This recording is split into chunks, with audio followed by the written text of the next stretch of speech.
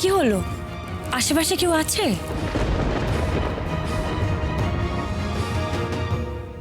না, আসলে একটা খসখসে শব্দ পেলাম, তাই আর কি।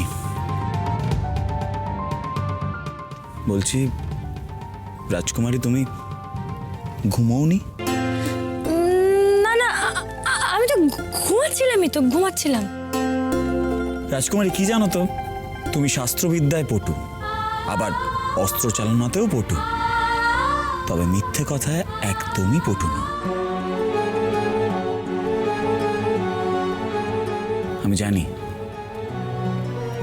আমি জানি আমার যাতে কেউ কখনো কোনো ক্ষতি না করতে পারে, সেই জন্য তুমি চোখ বুজে ঘুমানোর ভান করে পাহারা দিচ্ছিলে, কি তাই তো?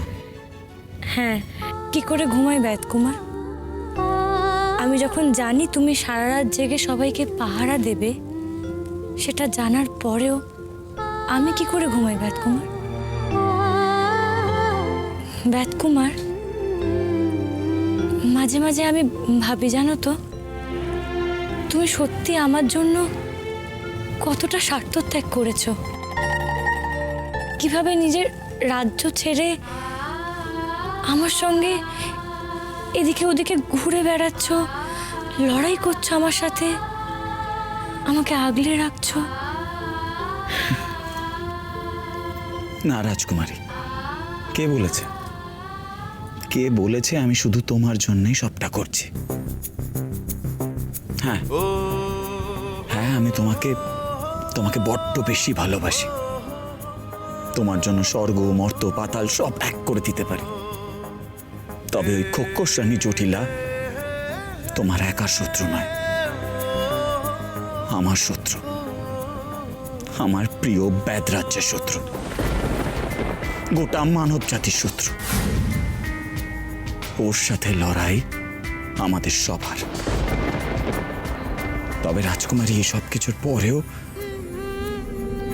আমার সবটা জুড়ে, আমার সব কিছু জুড়ে শুধুই তুমি।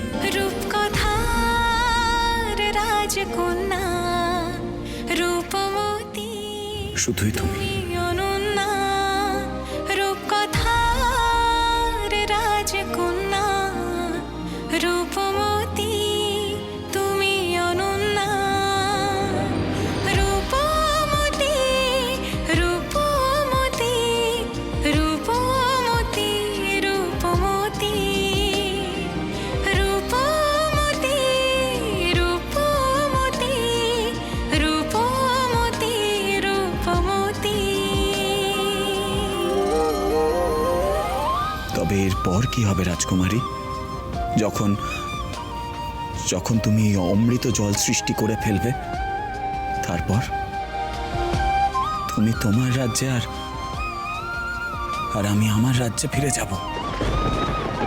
এরপর কি আমাদের দুজনের পথ চিরকালের জন্য আলাদা হয়ে যাবে?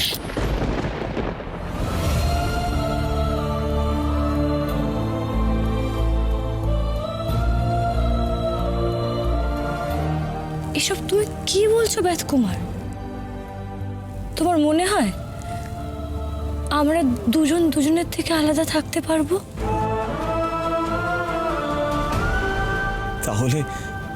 তাহলে আমাদের আগামী জীবন আমরা একসাথে এক হয়ে কাটাতে পারবো। আমরা একসঙ্গে থাকার যে স্বপ্ন দেখেছিলাম, সেই স্বপ্ন পূরণ হবে। ভবিষ্যতের কথা কেউ বলতে পারেন না বেদকুমার। ভবিষ্যতে কি হতে পারে আর কি হতে পারে না, সেটা কেউ বলতে পারে না। আর আমার জীবনে তো কোনোদিনই কোনো কিছু পরিকল্পনা মতন হয়নি। তবে এই যুদ্ধে যদি আমি জিতে যাই, তারপরে আমি তোমাকে সব কিছু বলবো।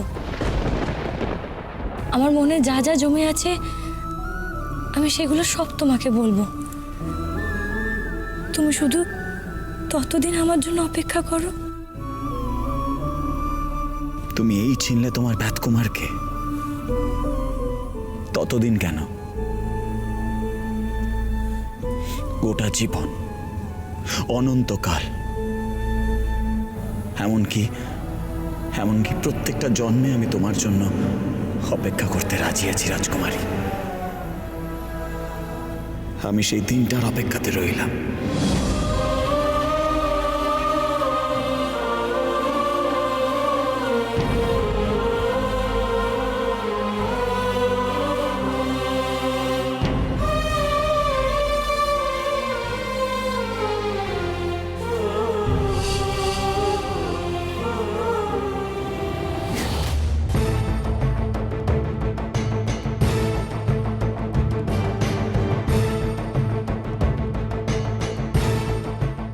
এবার আমরা কোন পথে যাব?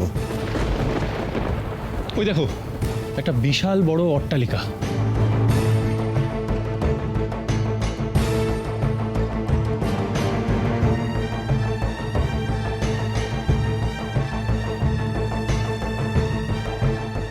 ওটা কার অট্টালিকা গোসাই দাদু? অট্টালিকার গায়ে তো নানান রঙের বরফ। প্রবেশপথটা বরফে ঢাকা।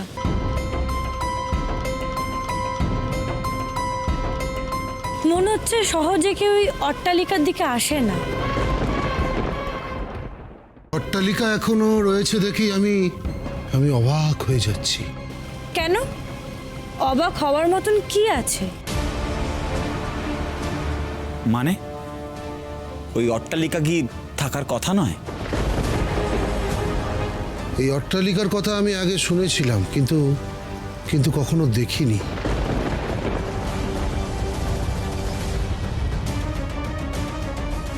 রাজা বিকটের সবচেয়ে প্রিয় ছিল জঙ্গলের শেষ প্রান্তের এই জায়গা। জটিলার রাজত্বেও যে এই অট্টালিকা ধ্বংস হয়নি, এটা ভেবেই আমি